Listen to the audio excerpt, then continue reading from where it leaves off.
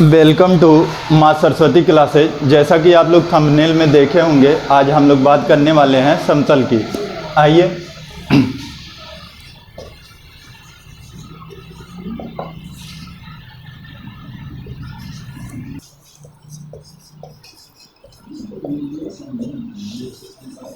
तो बात करते हैं समतल की। सबसे पहले क्वेश्चन कि समतल किसे कहते हैं। वैसे डिप्लोमा में तो ये पूछता नहीं है, आपके नॉलेज के लिए है, समतल किसे कहते हैं।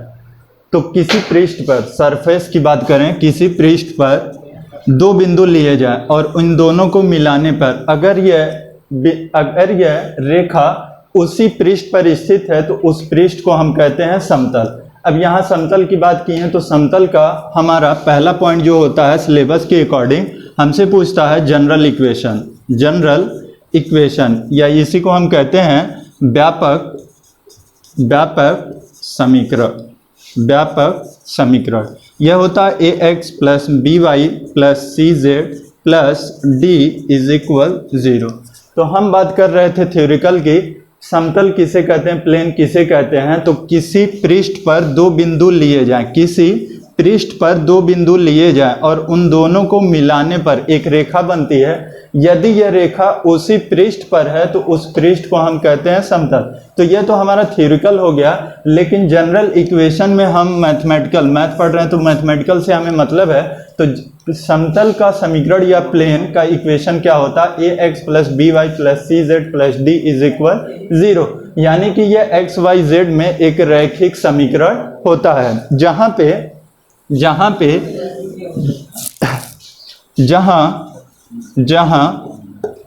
a comma b comma c comma d एक अचर राशि है, यानी कि एक कांस्टेंट है, और a comma b comma c को अभिलंब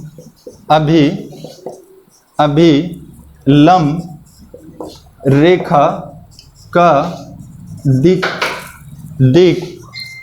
अनुपात कहते हैं। यानी कि जो समतल पर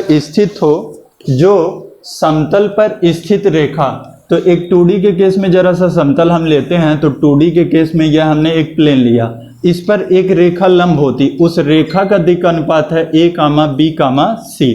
अब यहाँ पे बात करें तो a b c d, इस लंब को हम कहीं भी शिफ्ट कर सकते हैं। तो इसको हम थोड़ा सा चेंज करते हैं, इसको हम ले लेते हैं यहाँ पे। अब यहाँ पे बात करें यह x और यह हमारा कौन है y, तो यह हमारा z हो गया। अब यहाँ पे फिक्स हम करें तो a o b c, तो यह लंब रेखा, और लंब रेखा का जो दिक् अनुपात है a b c। यानी कि इस इक्वेशन में हम बात करें ax plus by plus cz plus d is equal 0। a b c d हमारा कांस्टेंट है, एक अचर राशि है। और a b c जो है वो क्वेश्चन की बात करें समतल का दिक् अनुपात नहीं होता, समतल पर लंब रेखा का दिक् अनुपात है ABC। तो जनरली क्वेश्चन में कभी कभी कह दिया जाता है कि समतल का दिक् अनुपात, जबकि समतल का नहीं होता, समतल पर लंब रेखा का दिक् अनुपात होता है ABC, और ABCD जो है वो एक कांस्टेंट होता। तो पहला इक्वेशन हमारा कहलाता है general equation ax plus by plus cz plus d is equal 0। Note कर लीजिए, आगे चलते हैं।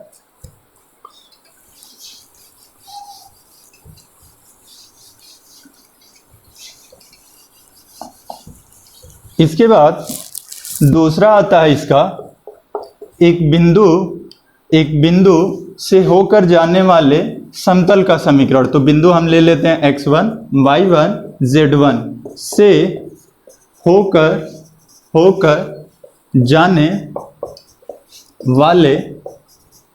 वाले समतल का समीकरण। एक ये हुआ। अब इसके बेसिस पे दो बिंदु से होकर जाने वाले समतल का समीकरण, तीन बिंदु से होकर जाने वाले समतल का समीकरण, और एक पॉइंट छूट रहा हमारा, मूल बिंदु से होकर जाने वाले समतल का समीकरण। तो सबसे पहले हम इसी को देख लेते हैं, क्योंकि इसके हेल्प से यह आ जाएगा और उसकी हेल्प से 2 बिंदु 3 बिंदु आगे भी हम फाइंड आउट कर सकते हैं।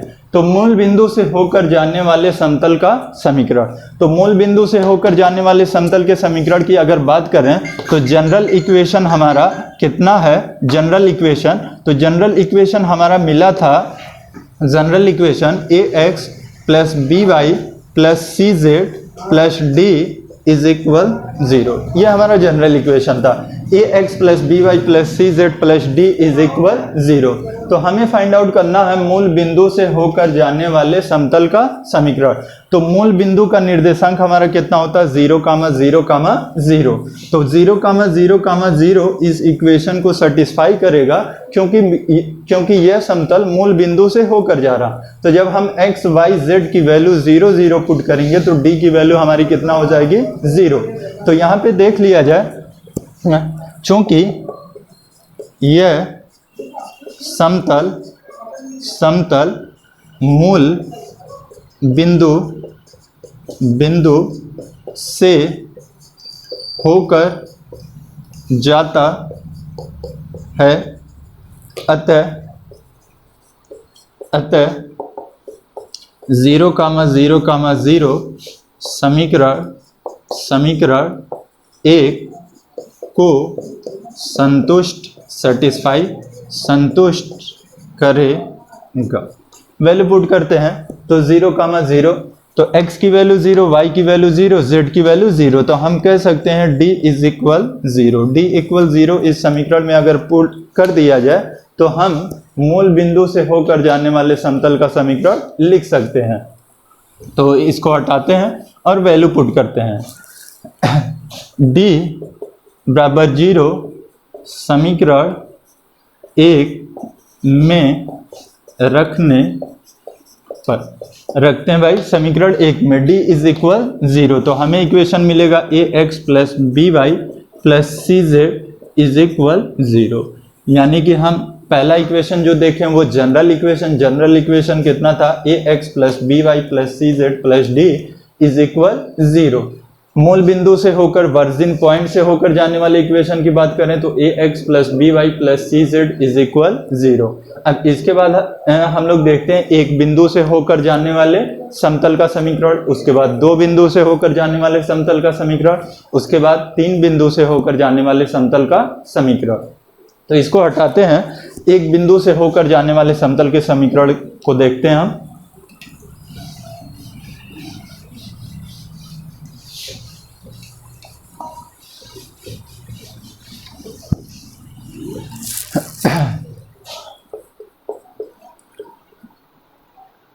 एक बिंदु x1, y1, z1 से होकर जाने वाले समतल का समीकरण। एक बिंदु से होकर जाने वाले समतल का समीकरण। तो मूल बिंदु से होकर जाने वाले समतल को हम लोग देख ही चुके हैं और जनरल इक्वेशन व्यापक समीकरण को भी देख चुके हैं। तो व्यापक समीकरण की अगर हम बात करते हैं तो व्यापक समीकरण हमारा था व्यापक समीकरण हमारा था ax plus B Y plus C Z plus D is equal 0। एक बिंदु से होकर जाने वाले समतल का समीकरण। तो यह किस बिंदु से होकर जा रहा है, x1, y1, z1। तो यह इक्वेशन इस इक्वेशन को x1, y1, z1 क्या करेगा, सेटिस्फाई करेगा। तो हम कह सकते हैं अभी पीछे जो कॉन्सेप्ट बोले हैं, x1, y1, z1 से होकर जाता है, अतः यह बिंदु समीकरण 1 को संतुष्ट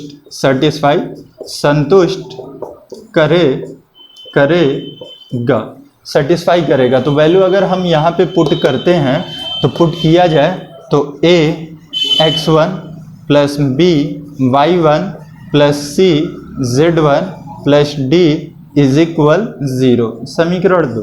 अगर समीकरण 1 में से 2 को हम घटा देते हैं तो हमें बिंदु x1 y1 z1 से होकर जाने वाले समतल का समीकरण मिल जाएगा। तो आइए समीकरण 1 में से 2 को घटा के देखते हैं। तो समीकरण 1 माइनस 2, 1 में से 2 को घटाते हैं तो a हमारा कॉमन है x माइनस x1, तो हम कह सकते हैं a x माइनस x1।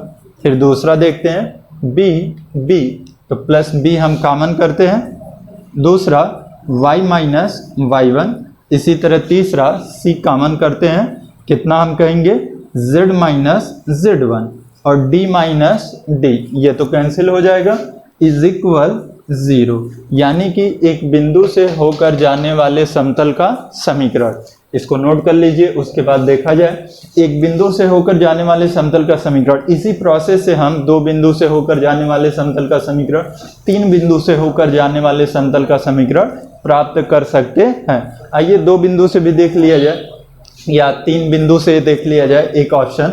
तो एक बिंदु से था तो यह x1 y1 z1, 2 बिंदु से होगा तो फिर इसी को हम सेटिस्फाई करा देंगे, x2 y2 z2, 3 बिंदु से होगा x3 y3 z3, हमें वैल्यू मिल जाएगी।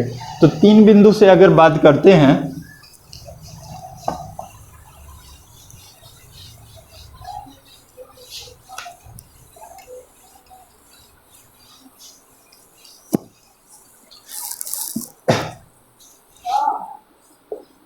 बिंदु x1 y1 z1, x2 y2 z2 तथा x3 y3 z3 से होकर जाने वाले समतल का समीकरण। अब यह 3 बिंदु से होकर जा रहा, तो 3 बिंदु से होकर जा रहा है, तो यहाँ पे इसको समझने की कोशिश करें कि पहला इक्वेशन जो हम लोग फाइंड किए ax plus B Y plus C Z plus D is equal 0। फिर यहाँ पे बात करें दूसरा इक्वेशन हम जो एक बिंदु से होकर फाइंड आउट किए हैं वो क्या मिला, a x minus x1 plus b y minus y1 plus c z minus z1 is equal 0। ये एक बिंदु से होकर जाए। अगर 2 बिंदु की बात करें तो इसी में हम दूसरी वैल्यू भी पुट कर लेते हैं। तो अगर मान लें यह हमारा 1 है, यह हमारा 2 है, तो फिर दूसरी value a x2 minus x1 plus b y2 minus y1 plus c z2 minus z1 is equal 0। अब तीसरा बिंदु भी उसी को सेटिस्फाई करेगा, तो वहीं पे हम कितना पुट कर देंगे, a x3 minus x1 plus b y3 minus y1 plus c z3 minus z1 is equal 0। तो यहाँ पे हम बात करें तो यह हमारा कितना मिला, समीकरण नंबर 3, समीकरण नंबर 4।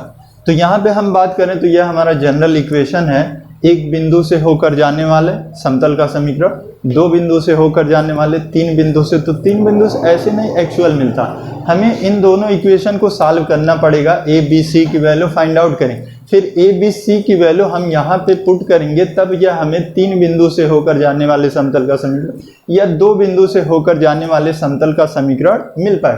तो यहाँ पे हम क्या करें, एलिमिनेशन मेथड, हाई स्कूल में हम लोग पढ़े होंगे एलिमिनेशन मेथड।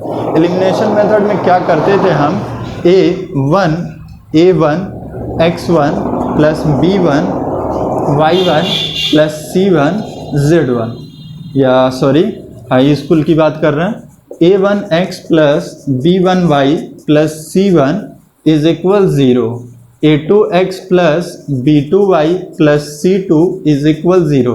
हाई स्कूल में एलिमिनेशन विलोपन विधि की बात करें, एलिमिनेशन मेथड अप्लाई कर रहे थे वहाँ पे। तो एलिमिनेशन मेथड किसको एलिमिनेट हम कर रहे थे, x और y को। तो x y को जब हम एलिमिनेट कर रहे थे तो हमारा मिल रहा था a1 b1 c1 a2 b2 c2। तो यहाँ भी एलिमिनेशन मेथड अगर हम लगाते हैं तो किसको एलिमिनेट करेंगे, जो वैल्यू हमारी सेम होगी। तो जो वैल्यू हमारी सेम होगी तो a और यहाँ पे हमारा है b, यहाँ पे हमारा है c। तो एलिमिनेशन मेथड के अकॉर्डिंग अगर देखा जाए तो a b c को एलिमिनेट करिए। जब a b c को आप एलिमिनेट करेंगे तो यह हमारा कुछ बनेगा डिटरमिनेंट्स मेथड के according. Elimination method x minus x1, यानी पहला हमारा होगा x माइनस x1। फिर दूसरे की हम बात करते हैं तो y माइनस y1, और तीसरे की हम बात करते हैं तो यह हमारा होगा z माइनस z1। यहाँ पे दूसरे की हम बात करें तो x2 minus x1, y2 minus y1, z2 minus z1। और यहाँ पे हम तीसरे की अगर बात करें तो x3 minus x1, y3 minus y1, z3 minus z1 is equal 0। तो इसको हम जनरली डिटरमिनेंट्स मेथड भी कहते हैं, जबकि ये एलिमिनेशन मेथड से मिलता है। और कितने का है तो 3 बिंदु से होकर जाने वाले समतल का समीकरण। एक बिंदु से भी पीछे बताएं, उसके बाद 2 बिंदु की बात करें। यहाँ पे बात करें अगर 2 बिंदु का आपको फाइंड आउट करना है तो एक बिंदु से आपने सेटिस्फाई कराया, उसी को दूसरे बिंदु से सेटिस्फाई कराइए। फिर इन दोनों इक्वेशन को, इन इक्वेशन की हम बात कर रहे हैं, इन दोनों इक्वेशन को क्रॉस मल्टीप्लिकेशन मेथड से हम लोग सॉल्व करें तो ए बी सी की वैल्यू मिलेगी। वही वैल्यू यहाँ पे हम पुट करेंगे तो हमें 2 बिंदु से होकर जाने वाले समतल का समीकरण मिल जाएगा। तो हमने यहाँ पे जो बात करी उसको शॉर्टकट में अगर हम लिखें तो एक बिंदु से होकर जाने वाले समतल का समीकरण, मूल बिंदु से होकर जाने वाले समतल का समीकरण, 2 बिंदु से होकर जाने वाले समतल का समीकरण, 3 बिंदु से होकर जाने वाले समतल का समीकरण। उसके बाद आगे बढ़ते हैं, पीछे इक्वेशन और बात की है, जनरल इक्वेशन, व्यापक समीकरण। तो हमें क्या क्या यहाँ पे मिल गया, व्यापक समीकरण। अब इनसे रिलेटेड कुछ क्वेश्चन को हम देख लेते हैं, सॉल्व करने की कोशिश करते हैं।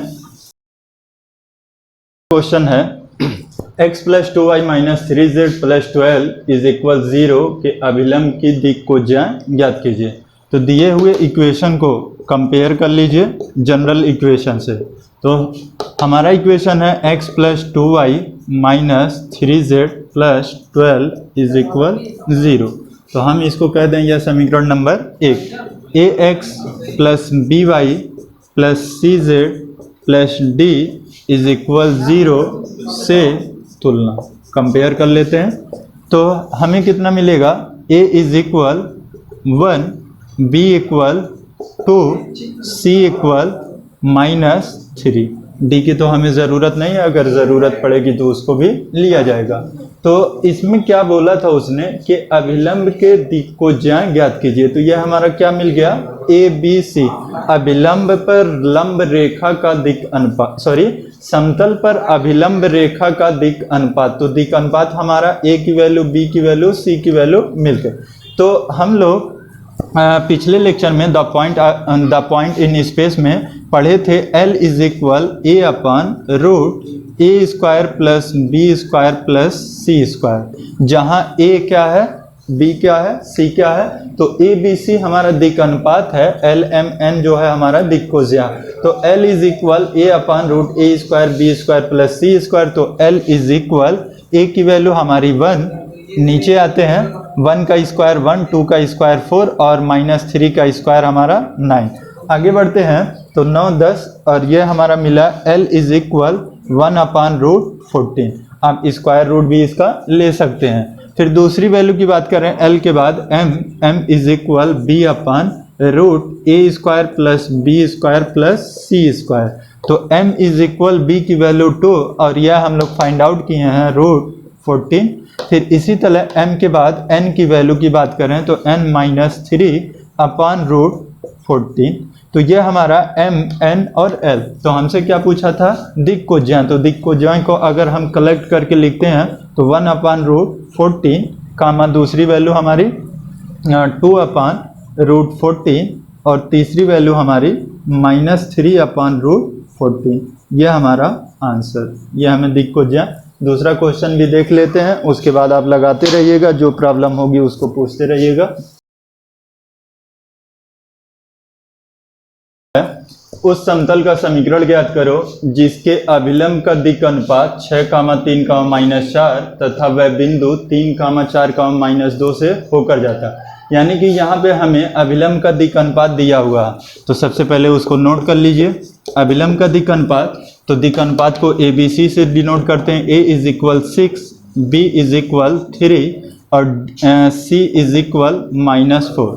बिंदु भी हमें दिया है, तो एक बिंदु, तो x1 की वैल्यू की हम बात करें तो 3, y1 की वैल्यू की हम बात करें तो 4 और z1 की वैल्यू की हम बात करें तो -2। आपको पीछे एक इक्वेशन बताएं एक बिंदु से होकर जाने वाले समतल का समीकरण, या यूं कहें x1 y1 z1 से